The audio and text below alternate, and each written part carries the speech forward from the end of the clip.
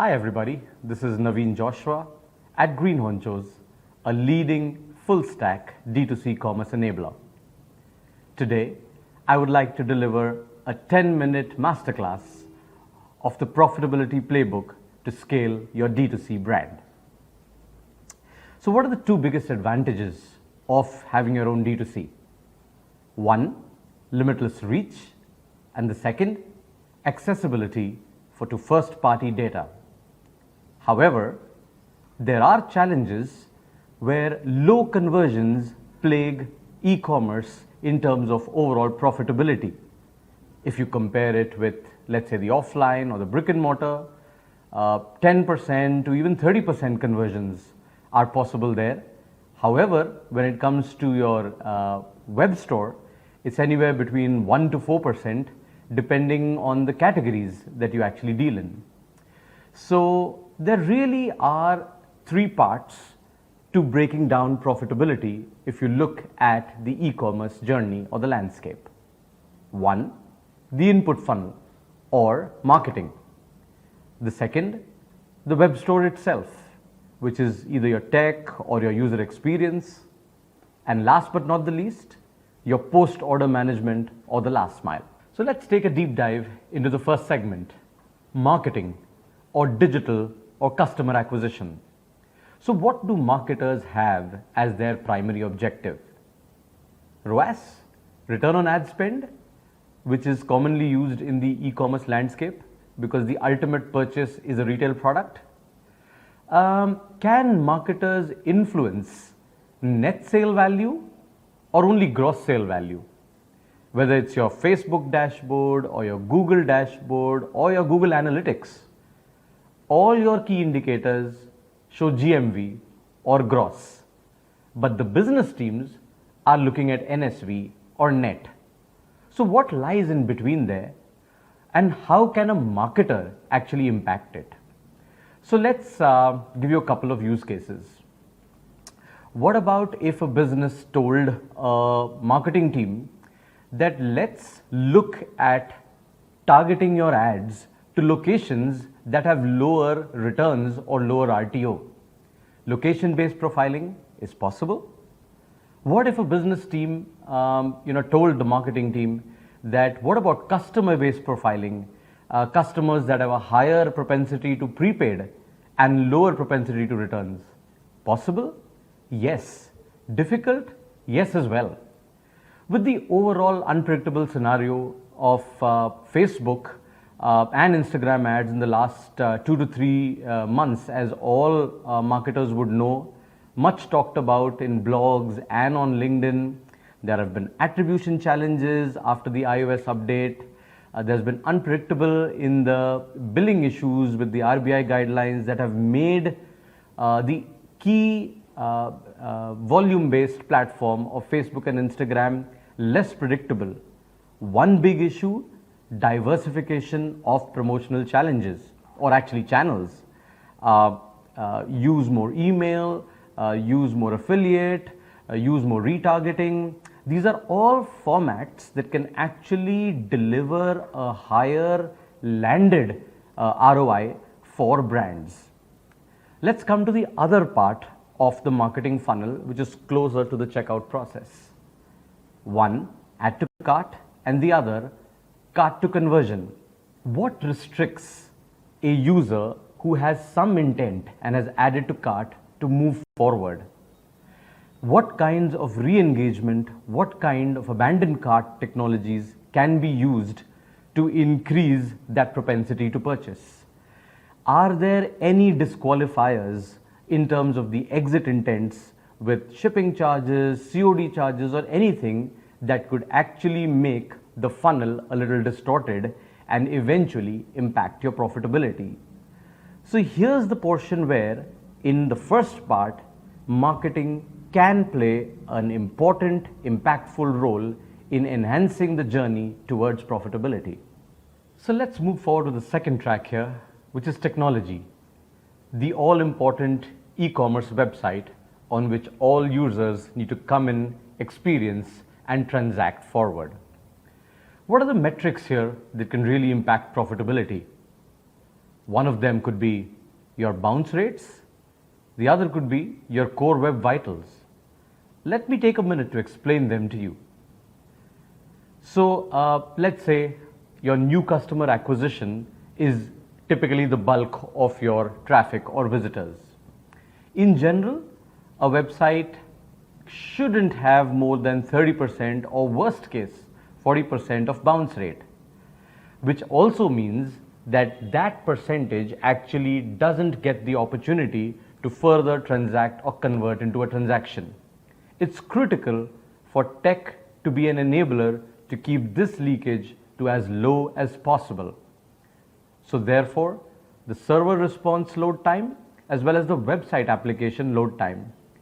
The website should be visibly loaded in under 4 seconds. Now you can check that back with a quick litmus test at your end, whether your businesses are delivering that experience or not for its customers.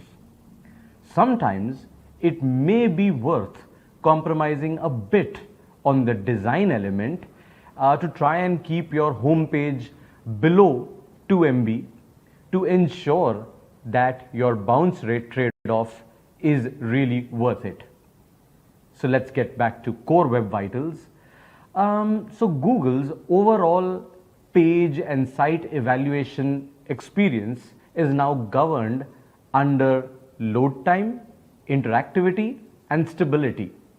So almost all these tools try and govern or rate or measure the UX on certain guidelines like page speed index, core web vitals, and other such tools, so that there is some indication for their algorithm to be able to rate as well as serve ads either cheaper or costlier, which comes back to profitability.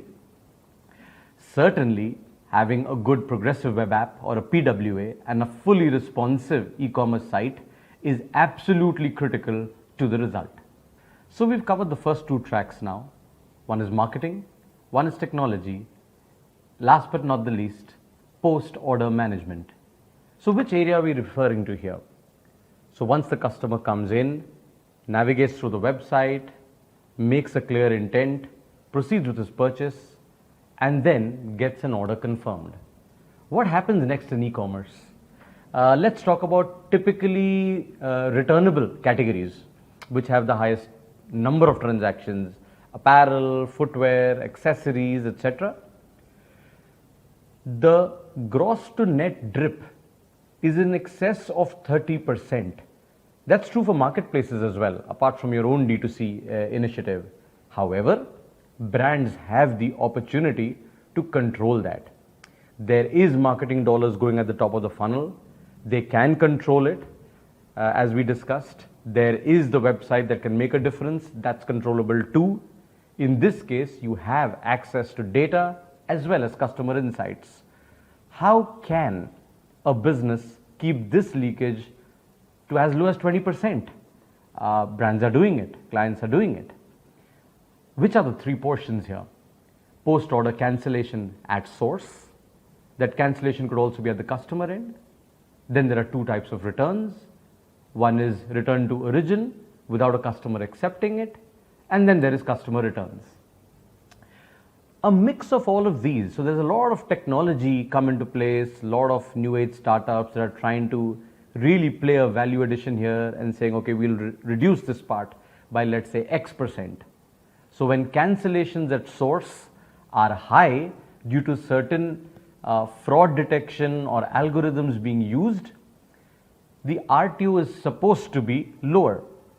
So a mix of this could be, let's say, under 5% cancellation at source, could end up in a RTO of about 15%, and let's say customer returns of under 5%.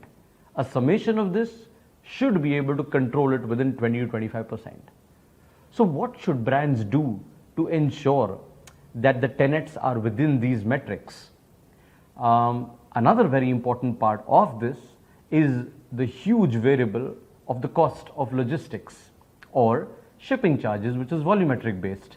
And the more the return, the more the RTO, that again is an absolute variable.